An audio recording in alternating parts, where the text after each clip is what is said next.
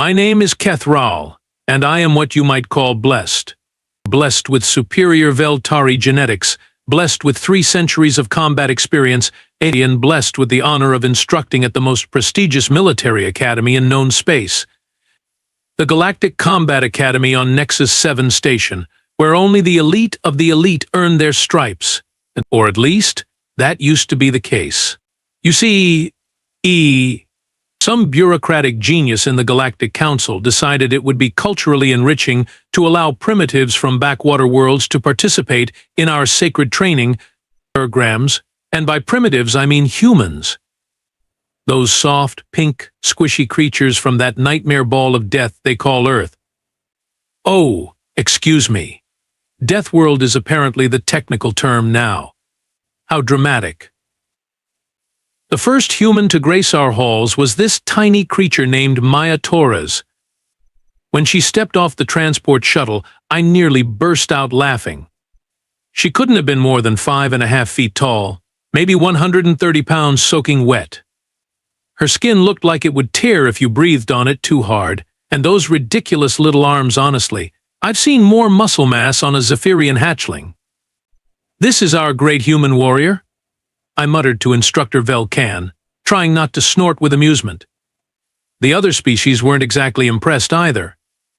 The Cronathi cadets, towering at 8 feet each with their natural armor plating, took one look at Maya and started placing bets on how many seconds she'd last in basic conditioning. The Zephyrians, with their elegant 4 arms and natural grace, whispered among themselves about whether humans even qualified as sentient.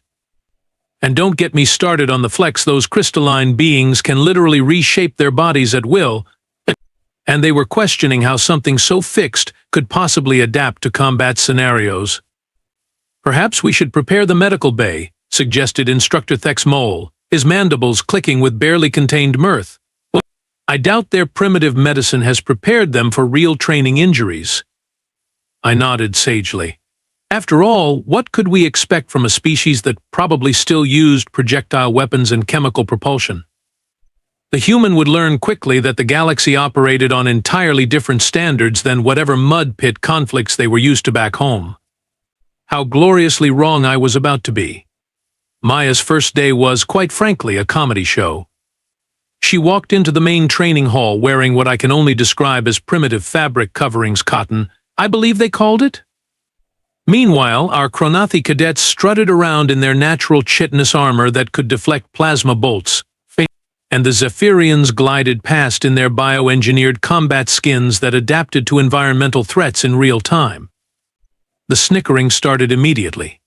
Is that really supposed to be our competition? Wheezed Gorth A.K., a particularly large Cronathi whose shoulder spikes alone were taller than Maya's entire head. I could accidentally step on it. Don't be cruel, Gorth A.K. chimed in Silenth, a Zephyrian whose lower 2 arms were casually bench-pressing what looked like a small shuttle engine. Maybe it's here for administrative duties? I watched Maya survey the room with those peculiar little eyes of hers, and honestly, my first thought was medical concern. Her bone structure looked so delicate, so breakable. Those spindly little limbs couldn't possibly generate any meaningful force. Her muscle definition was practically non-existent compared to even our weakest cadets. Hell, her entire torso was smaller than my forearm. The academy had gone through considerable trouble to accommodate our special guest. They'd installed gravity dampeners around her quarters because apparently standard galactic gravity might crush her fragile skeleton. The cafeteria had been stocked with primitive organic compounds because her digestive system couldn't handle proper synthetic nutrients. They'd even modified the training equipment with safety protocols to prevent accidental death by anything really. Instructor Keth Rao called Director Hexmoth over the comm system. Please ensure the human receives appropriate guidance. We can't afford an interspecies incident on day 1. Appropriate guidance. Right. Like explaining to a hatchling why it shouldn't try to breathe vacuum. But here's the thing that bothered me most about Maya Torres. She stood there, surrounded by beings who could literally tear her apart without trying, and she seemed calm. No trembling, no wide-eyed terror, no desperate attempts to make herself smaller and less noticeable. Just this quiet, steady presence that I mistook for either complete ignorance of her situation or some kind of primitive shock response. "Poor little thing," whispered Instructor Velkan. "It probably doesn't even understand what it's gotten itself into." The other instructors had started a betting pool by midday. Instructor Thex Mole gave her 3 hours before a panic attack. Velkan was generous with a full day. I put my credits on 6 hours, figuring she'd last until the first physical assessment and then break down crying when she realized she couldn't even lift the warm-up weights.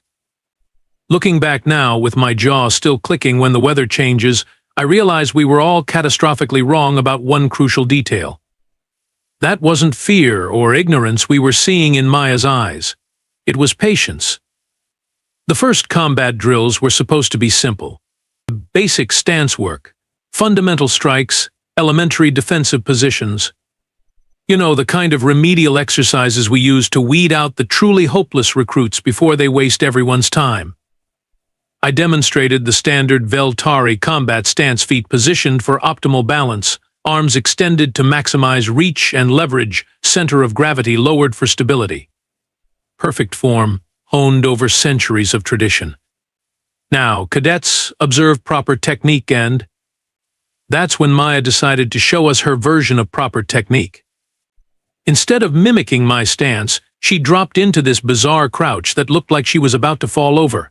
Her arms hung loose at her sides, completely relaxed, while her weight shifted constantly from foot to foot in this twitchy, erratic pattern that made absolutely no sense from a biomechanical standpoint. "Torres," I called out, trying to keep the irritation from my voice. "Perhaps you missed the demonstration. The stance requires rigid structural alignment, not whatever that is." She looked up at me with those unsettling little eyes and said, "I'm adapting it for human physiology, sir." Adapting it? Adapting it. 3,000 years of refined Veltari combat methodology, and this primitive creature thinks she can just improve it? "Very well," I said through gritted teeth. "Let's see how your adaptation performs in practice." I paired her with Zon Keth, one of our more patient Kranathi cadets. Poor fellow probably thought he was doing charity work, going easy on the fragile alien. The exercise was simple basic strike sequences, nothing fancy, just testing reaction time and form. What happened next still makes my head hurt. Zon Keth threw a textbook straight punch, perfectly executed, aimed at Maya's center mass. Should have been an easy block or dodge for anyone with proper training. Instead, Maya did something that violated every principle of combat physics I'd ever learned. She twisted sideways, dropped under the punch, spun around Zon Keth's extended arm, and somehow ended up behind him before he could even register what happened. The whole sequence took maybe 2 seconds, and it looked like she was dancing rather than fighting. "What in the seven hells was that supposed to be?" I demanded. "Capoeira mixed with some basic jiu-jitsu," Maya replied, as if that explained anything. The other cadets started paying attention after that. Sil Nth, our star Zephyrian student, volunteered to spar next. Surely 4 arms would be enough to handle whatever weird monkey business the human was pulling. Wrong again. Maya flowed around Sil Nth's attacks like water around rocks. Every time a strike came her way, she bent and twisted in ways that shouldn't have been possible with a rigid skeletal structure. She'd slip punches by margins so thin I could barely see them, then respond with these quick, snapping strikes that somehow found gaps in defenses that shouldn't have existed. "Her technique is completely sloppy," I muttered to Velkan. "No proper form, no discipline, no adherence to fundamental principles." But here's what really ground my scale: she was winning. Not just surviving, not just holding her own through dumb luck. She was systematically dismantling every cadet I threw at her using methods that made no tactical sense whatsoever. My prize student, Vextharian Amiel, lasted exactly 37 seconds before Maya had him tied up in some kind of submission hold that looked more like interpretive dance than combat technique. That's when it hit me. This wasn't incompetence or primitive flailing. This was something else entirely. Something that made my carefully structured, time-tested methods look inadequate. My pride was taking a serious beating, and we hadn't even gotten to the real training yet. By the third week, I'd had enough. Enough of watching my carefully trained cadets get schooled by this tiny primitive. Enough of the whispers in the instructor's lounge about how maybe our methods weren't as superior as we thought. And definitely enough of Maya's insufferably calm demeanor every time she pulled off another impossible victory. So I decided to end this nonsense once and for all. Zex Rin, I called out during our advanced sparring session. You're up? Now, Zex Rin wasn't just any Chronothi cadet. This beast stood 9 feet tall, weighed roughly 600 pounds of solid muscle and natural armor, and had reflexes that could track hypersonic projectiles. He'd been bred specifically for combat on a world where the gravity would crush most species flat. His claws could rend titanium, his hide could deflect energy weapons, and his combat record was absolutely spotless. Surely this would put the human back in her proper place. Full contact, I announced, ignoring the concerned looks from the other instructors. Standard Academy rules. Victory by submission or incapacitation. Maya stepped onto the mat without a word, looking like a child next to Zex Rin's towering form. The size difference was so absurd that several cadets actually laughed. I'll admit, even I felt a moment of satisfaction at the visual. Begin, I commanded. Zex Rin opened with a classic Chronothi charge, a devastating straight-line assault that had flattened every opponent he'd ever faced. His massive fist came down like a meteor strike, aimed directly at Maya's head. She wasn't there when it landed. Instead, she'd somehow rolled between his legs, hopped up behind him, and before anyone could blink, she had wrapped herself around his back like some kind of parasitic vine.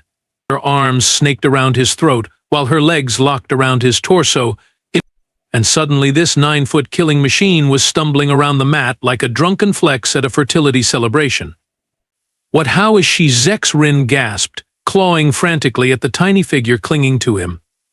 Maya's response was to tighten whatever hold she had on him. Within seconds, Zex Rin's movements became sluggish. Within 10 seconds, his eyes started rolling back. Within 15 seconds, my prize student, my most formidable cadet, collapsed unconscious on the training mat. The silence in that hall was deafening.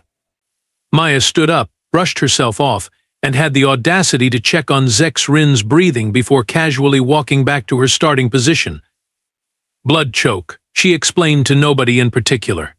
Cuts off circulation to the brain. He'll be fine in a minute or two. That's when I lost it. I stormed onto that mat with 3 centuries of wounded pride driving every step. This primitive, this barely evolved ape from some backwater mud ball had just humiliated the finest warrior in my class using techniques that belonged in a back alley brawl, though not an elite military academy. What exactly do you think you're doing, Torres? I snarled, towering over her diminutive form. This is a respectable institution, not some primitive gladiator pit where you can show off your dirty fighting tricks. She looked up at me with those unreadable human eyes. I was sparring, sir. Following academy rules for victory conditions. Don't give me that innocent act, I snapped. You're making a mockery of everything this academy stands for. Flaunting around with your undisciplined street fighting, embarrassing cadets who've trained their entire lives to be here. I'm just doing my best, sir. Just doing her best. Just doing her best. As if casually dismantling the most elite warriors in known space was some kind of accident. As if she wasn't perfectly aware of the chaos she was causing to our established order. Your best? I repeated, my voice rising. Your best is disrupting centuries of proven methodology with your primitive flailing. Maya's expression didn't change. Still that same calm, patient look that had been driving me insane for weeks. I apologize if my techniques seem unorthodox, sir. I'm adapting to the training as instructed. That did it. That absolutely did it. My hand moved before my brain could stop it. The slap echoed through the training hall like a plasma cannon discharge, and for one brief, satisfying moment, I thought I'd finally put this arrogant little primitive in her place. I was about to learn just how catastrophically wrong that assumption was. The slap connected with Maya's cheek with a satisfying crack that echoed through the training hall. For exactly 0.03 seconds, I felt vindicated. Finally, I'd shown this primitive creature what happened when you disrespected your betters. Then the world exploded into pain. I never saw her move. One moment Maya was standing there, absorbing my disciplinary action like a proper student should. The next moment, something hit my jaw with the force of a hypersonic freight transport, and my entire skull decided to relocate itself to somewhere in the vicinity of the next solar system. The sound, oh, the sound.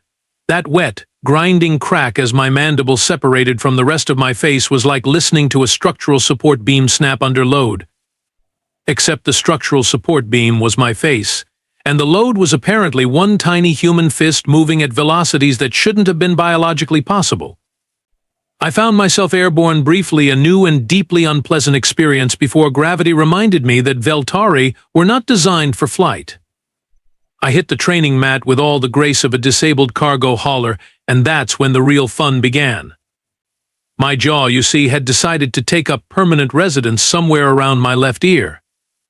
Every attempt to close my mouth resulted in bone fragments grinding against each other in ways that made my vision white out with pain. Breathing became an adventure in creative anatomy. And speaking? Well, let's just say the sounds coming out of my throat belonged in a medical horror documentary. The entire training facility had gone dead silent. Not the respectful quiet of attentive students, but the stunned, uncomfortable silence that follows when someone witnesses something so fundamentally wrong that their brains need a moment to process what just happened. Maya stood exactly where she'd been before, her stance unchanged, her expression still that same calm, patient look that had been driving me insane. The only difference was a slight red mark on her cheek where my hand had connected, and she was absently rubbing her knuckles like she'd just finished a light workout. I was writhing on the ground, making sounds that would embarrass a wounded swamp beast, and she looked mildly inconvenienced. Instructor Keth Rao. Velkan's voice cut through my pain-induced haze as he rushed onto the mat. By the 7 moons, what happened? Through tears of agony, I watched Maya tilt her head slightly, as if considering how to explain a complex mathematical concept to a particularly slow child. Reflex training, she said simply. Reflex training? I tried to ask what in the burning hells that was supposed to mean, but all that came out was a sound like a malfunctioning waste recycling unit. Instructor Thex Mole had arrived with a medical kit, his mandibles clicking frantically as he examined my relocated jaw. "This is a complete dislocation," he announced. "How did this happen?" Maya blinked those unsettling human eyes. "He struck me, so I struck back. Basic reflex conditioning from childhood." Childhood, wheezed Instructor Hexnolar, who'd materialized from somewhere. What kind of childhood training involves strikes like that? Standard playground defense protocols, Maya replied, as if this explained everything. Most human children learn basic counter-strike techniques by age 7 or 8. You know, someone hits you, you hit them back harder.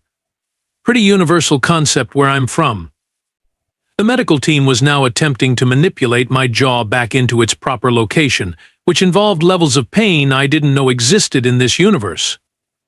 Through my suffering, I heard Maya continue her casual explanation.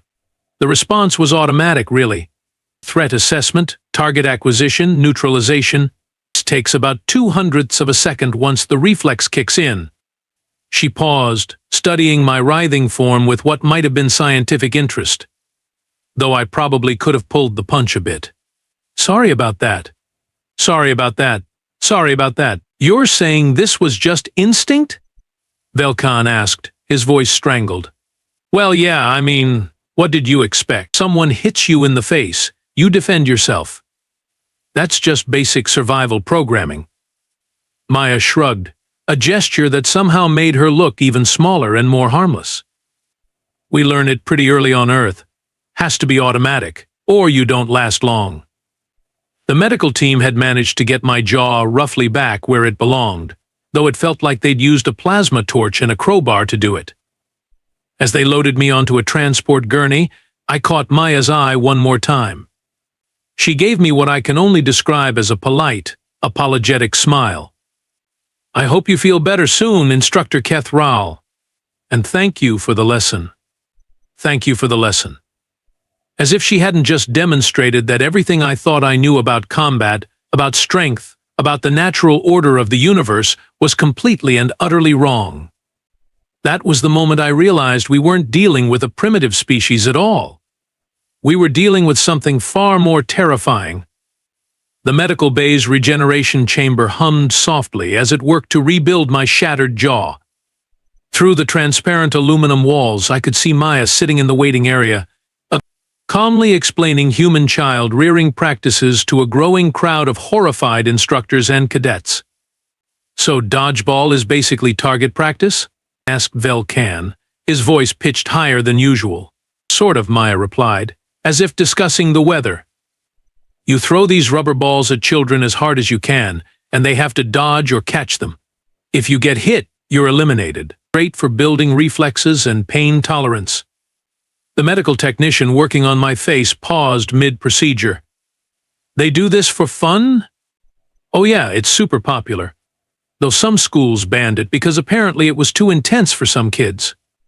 Maya shrugged. "We also played this game called Red Rover, where you'd form two lines and try to break through a human chain by running at it full speed." I watched Instructor Thexmal's mandibles click nervously. "And the chain holders?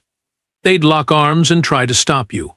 Usually resulted in someone getting clotheslined or knocked unconscious." Good times. Maya smiled fondly at the memory. "Oh, and there was King of the Hill, where 30 kids would fight over control of a small elevated area. Last one standing wins." The Zephyrian cadet who'd been listening started turning a sickly green color. "How many of your young survived to adulthood?" "Most of them, actually. Though everyone had a few broken bones by the time they hit puberty." "That's totally normal, though." "Totally normal?" I tried to speak but only managed a muffled groan through my bandages. "What about formal education?" pressed Director Hexmoth, who'd arrived to investigate the incident. "Surely your academic institutions were more civilized?" Maya tilted her head thoughtfully. "Well, there was this thing called gym class where they'd make us climb ropes, do something called military-style calisthenics, and play full-contact sports. Football was pretty brutal, basically organized warfare with protective gear." "Protective gear suggests awareness of danger," Velkan said, hopefully. "Yeah, concussions were a real problem. And broken ribs, torn ligaments, that sort of thing. But it built character."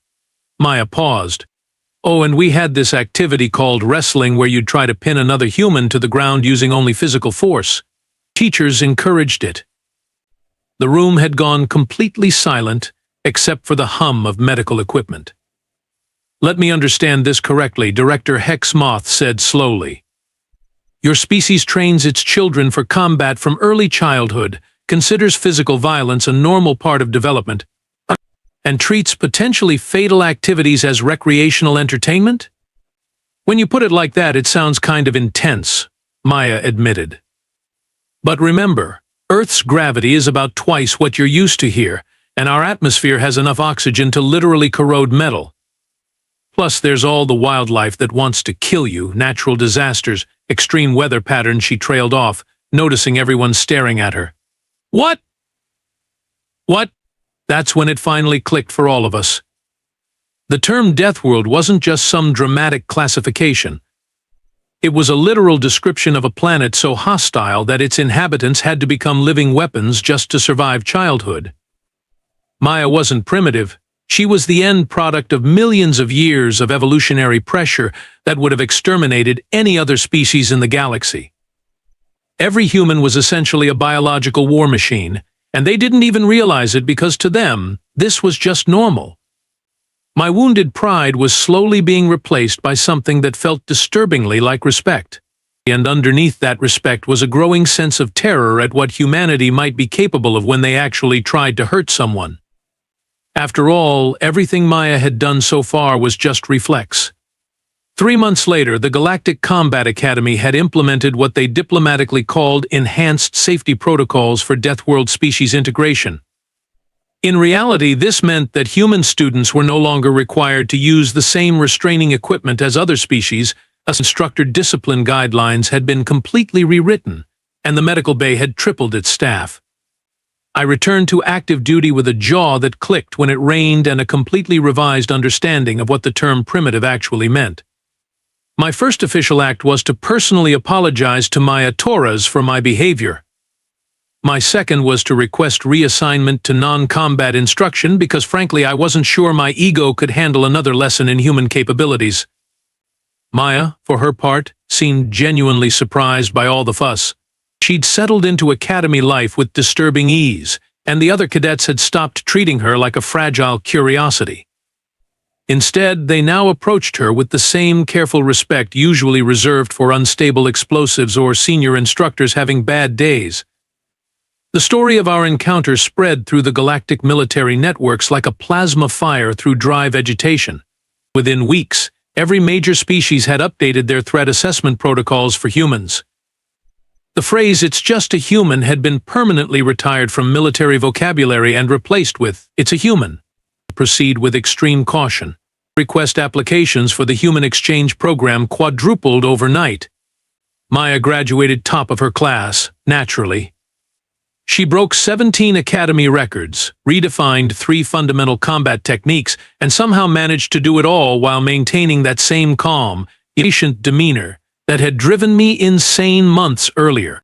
During the graduation ceremony, as I watched her receive the Academy's highest honors, I reflected on the cosmic joke we'd all been living. We'd spent centuries believing that advanced technology and refined training methods made us superior warriors. Meanwhile, an entire species had been casually producing individuals who could dismantle our best fighters using nothing but childhood reflexes and creative applications of physics.